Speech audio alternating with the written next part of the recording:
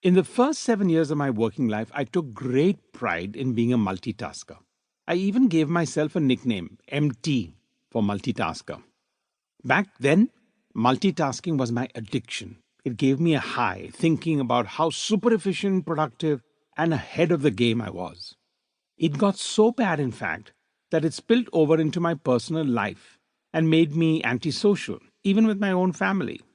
My wife Zarina and my daughter Tricia and I would go to a restaurant for dinner, but instead of chatting and enjoying a leisurely meal together, I would stare into my plate and shovel food into my mouth quickly, with my brain a million kilometers away.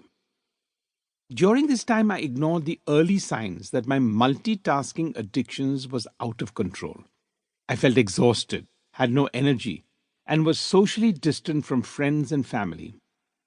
Had I taken an honest assessment, I would have realized that I was clearly less productive, unfocused, all over the place mentally, and distracted. I got less things done that were high quality. Another early sign, I gained 4 kilos because I was so busy multitasking during meals that I ate more and focused less on what I was eating. Then two things happened that woke me up and helped me break my absurd multitasking addiction.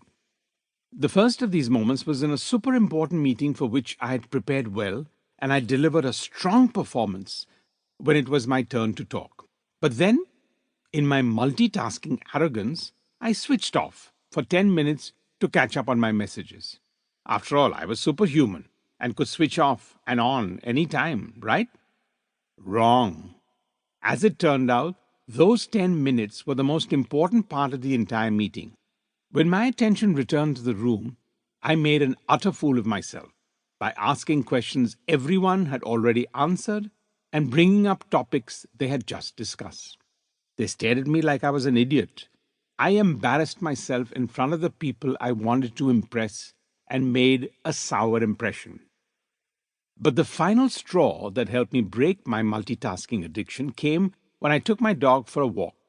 There I was with my earphones on, making calls, recording notes, trying to do several things at once, and I didn't see my golden Labrador playfully lunge at me with a frisbee I had thrown him.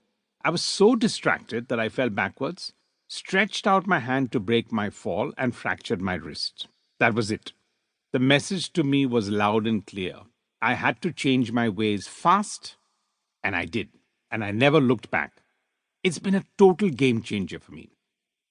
Today, I get so much more done because I do not get multi-distracted in my pursuit to multitask. The multitasking myth. Let me break up multitasking into 3 categories. 1. Multitasking when you are permanently in a state of distraction. This is the worst. You want to do 4 things at the same time and can't focus on anything at hand because your eye is on the next message in your inbox, your ear just heard the phone ring, your mind is on 3 things you don't want to forget. Yet, you are in the middle of this important conversation or meeting where if you miss out on the important takeaways, you are not going to be able to complete the assignment later. 2. Multitasking when you are overwhelmed. You are constantly trying to catch your tail and finish your tasks. Remember, half the time you are overwhelmed with the exhaustion of feeling like there is so much to do. You have so many tasks but not enough hours in the day. Well, the simple point here is that multitasking is not allowing you to stop, prioritize, and plan. It's a vicious circle. You feel that if you pause to take time to think, plan, and prioritize, you may become even more behind on your work. So you just keep going until nothing.